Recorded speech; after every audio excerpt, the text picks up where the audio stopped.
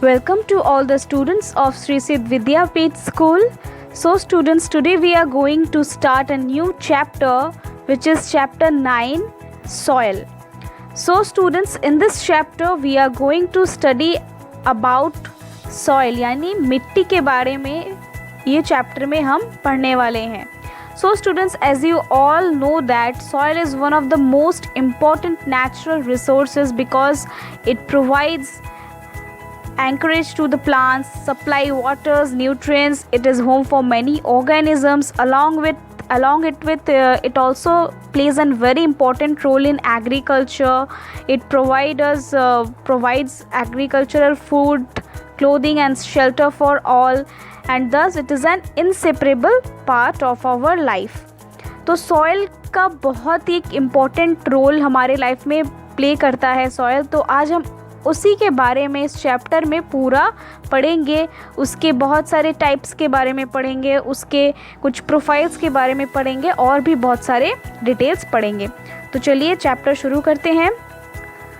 First of all, what is a soil? So the uppermost layer of Earth's crust in which plants grow is called as soil. Soil is the outer loose layer that covers the surface of Earth.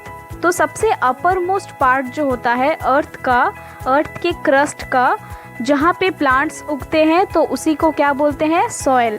और वो क्या है? Outer, सबसे outer part है और सबसे loose layer है किसका? एक सरफेस का. किसके सरफेस का? अर्थ के सरफेस का, जो कि एक आउटर और लूज लेयर जो कि कवर किया हुआ है अर्थ के सरफेस को. Alright, now soil is an inseparable part of our life. तो सॉइल के बिना हम अपनी जीवन ऑब्वियसली कल्पना नहीं कर सकते. वो एक इनसेपरेबल पार्ट है जिसको हम कभी अपने आप से दूर नहीं कर सकते हैं.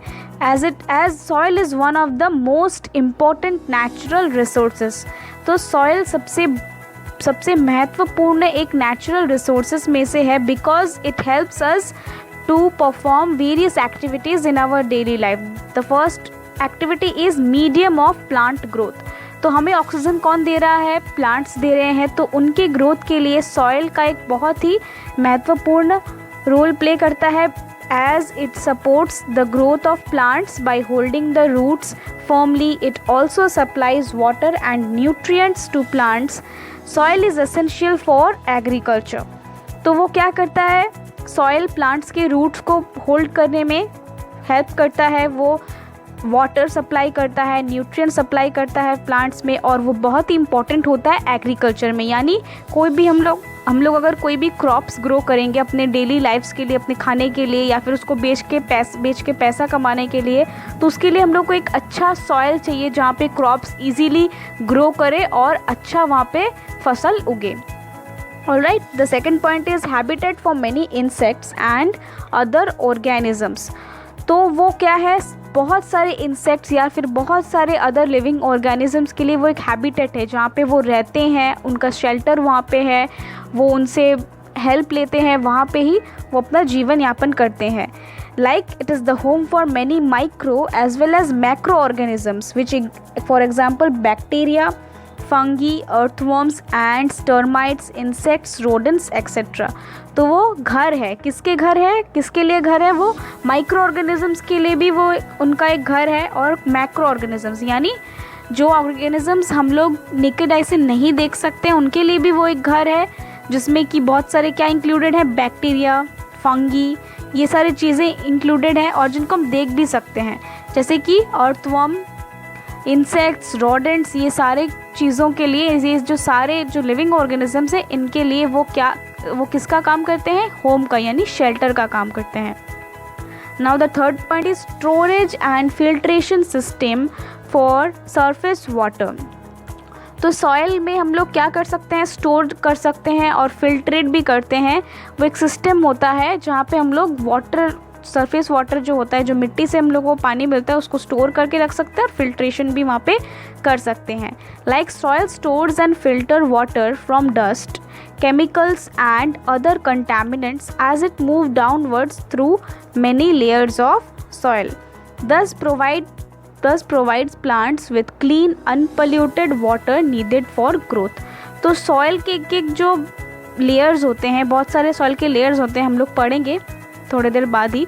तो पहले आप जान जाइए कि सॉइल का जो बहुत सारा लेयर होता है, वहाँ से जो पानी होता है, मिट्टी के नीचे से पानी जो हम लोग को मिलता है, तो वो प्योर होता है। वहाँ पे कोई भी केमिकल मिलावट नहीं होता है, डस्ट पार्टिकल्स नहीं होता है, या फिर वो कोई कंटामिनेटेड वाटर भी नहीं होता है, क्योंकि वो फिल्ट्रेट होके जा रहा है। सॉइल कितने सारे लेयर से वो फिल्ट्रेट होके अल्टीमेटली नीचे पहुँच रहा है, और इसीलिए जो प्लांट्स को जो पानी मिल रहा है वो बिल्कुल क्लीन है, अनपॉल्यूटेड है और उनके ग्रोथ के लिए बिल्कुल सही है। Now the fourth point is soil acts as an engineering medium, like it is the base material for roads, homes, buildings and other structures set upon them. तो सॉइल एक मीडियम है, ज़रिया है इंजीनियरिंग के लिए, क्योंकि वो सबका बेस मटेरियल है। कहीं भी घर बन रहा है, किसके ऊपर बन रहा है? मिट्टी के ऊपर बन रहा है। रोड्स बन रहा है, मिट्टी के ऊपर बन रहा है। बिल्डिंग्स बन रहे हैं या फिर कोई अदर स्ट्रक्चर्स बन रहे हैं, वो किसके ऊपर बन रहे हैं? सॉइल के ऊपर। तो वो क्या है? बेस मटेरियल है, मीडियम है, एक ज़रिया है।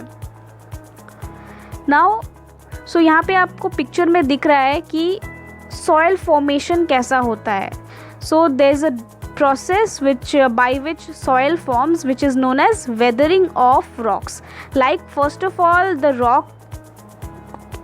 rock is in the form of rock. Then rock के बाद वो दूसरा कुछ बनता है, वो टूट के और भी स्मॉल पार्टिकल्स में वो टूट जाता है, फिर थोड़ा और स्मॉल पार्टिकल्स में टूटता है, फिर थोड़ा स्मॉल पार्टिकल्स में टूट के अल्टीमेटली वो एट लास्ट सॉइल में कन्वर्ट होने लगता है। तो ये जो पूरा प्रोसेस है, the process of the soil formation is known as weathering of rocks. So let's learn about this process, like what is a formation of soil, how a soil forms. So soil is formed when rocks break down into smaller particles by the action of rainwater, winds, ice, plant roots, temperature and climatic conditions of a place. This process is called as weathering of rocks.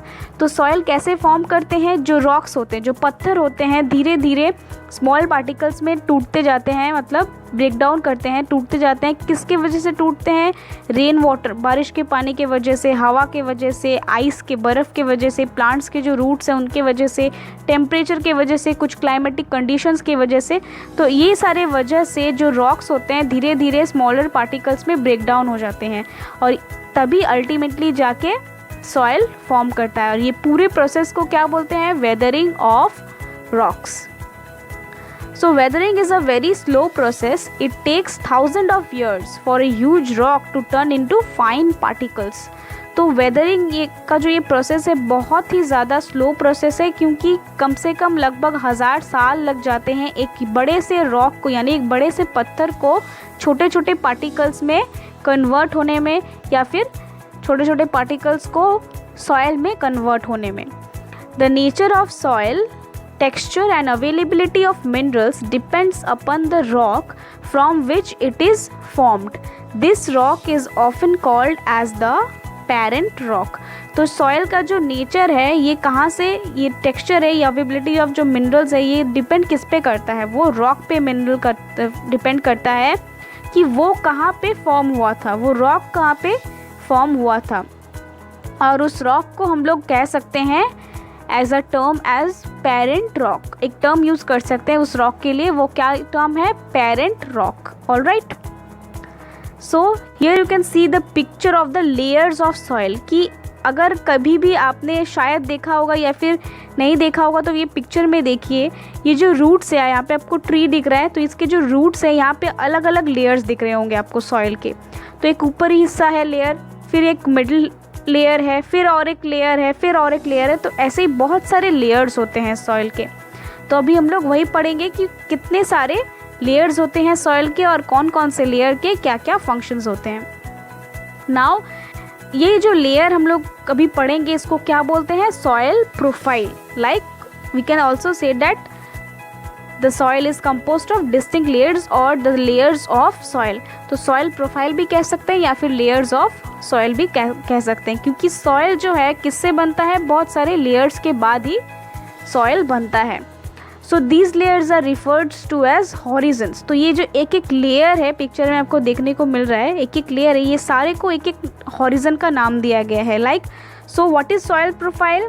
Soil profile is a vertical section of the soil which depicts all the layers of the soil.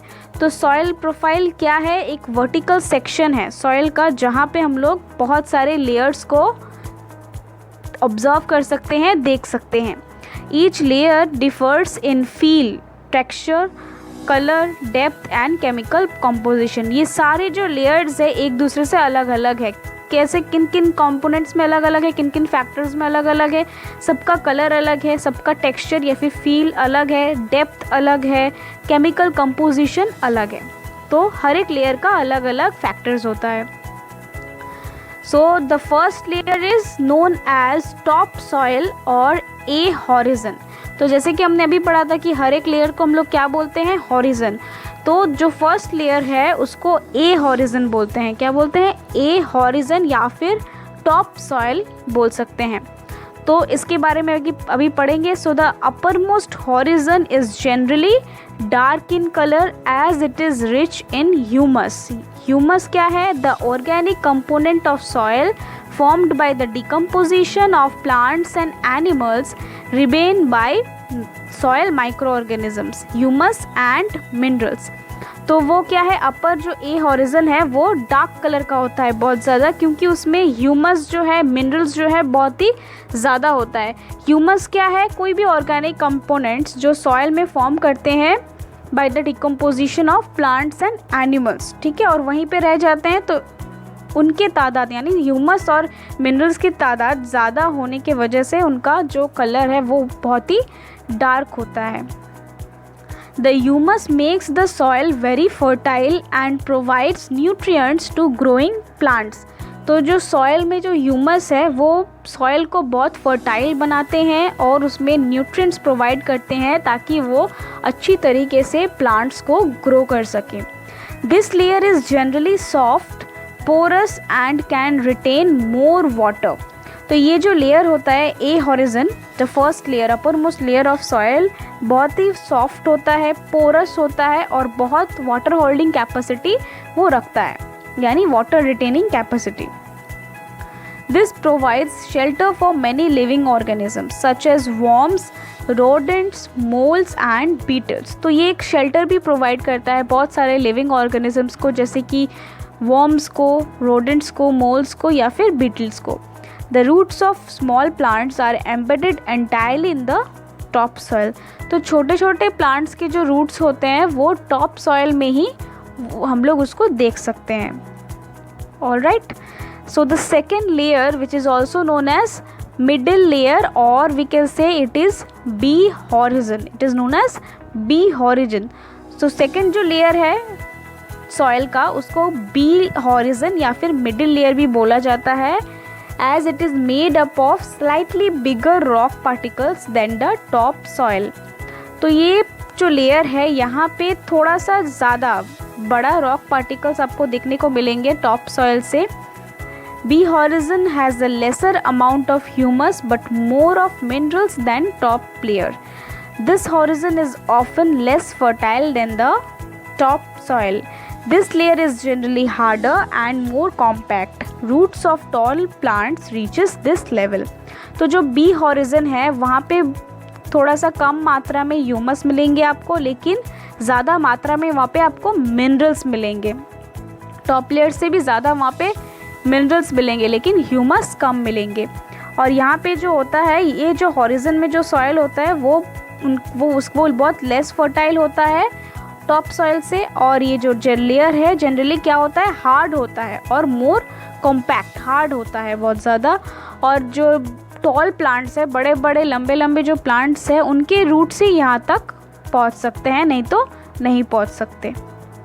The third layer is known as C horizon. Okay, it is made up of small lumps of rocks with cracks and क्रीविसेस.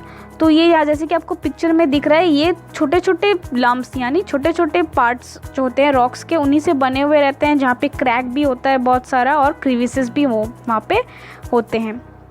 The last layer which is known as bedrock, जो last layer होता है soil का उसको क्या बोला जाता है, bed rock बोला जाता है। It contains large pieces of rocks, वहाँ पे आपको बहुत लार्ज बड़े बड़े पीसेस मिलेंगे, रॉक्स के पीसेस मिलेंगे, okay. And it is very hard in texture. Bedrock cannot be dug with the help of a spade, तो उसका टेक्सचर जो होता है वो बहुत ही हार्ड होता है और उसको हम लोग ईजिली डिग नहीं कर सकते, खोद नहीं सकते हैं, वो बहुत ही हार्ड होता है। Alright, so students, the remaining part of this chapter we will do in the next class. If you have any doubt in this part, you can ask me. I am going to clear your all doubts. So till then, write all the notes in your fair copy, learn the notes as well as read the chapter carefully. And students, in homework do activity 9.1. तो activity 9.1 आपके book में दिया गया है, आप उस activity को homework में करेंगे। वहाँ पे एक बॉक्स है, एक टेबल है 9.1 करके, जहाँ पे आपको कुछ सॉयल सोर्सेस लिखना है और लिखना है कि वो कहाँ से मिलते हैं, यानी प्लांट्स, एनिमल्स, कौन यू और कुछ अदर ऑब्जर्वेशंस आपको अगर देखने को मिलेंगे तो आप लिख सकते हैं। तो ये आप खुद से भी कर सकते हैं या फिर अपने घर वालों से भी हेल्प ले सकते हैं। So just try this activity, okay.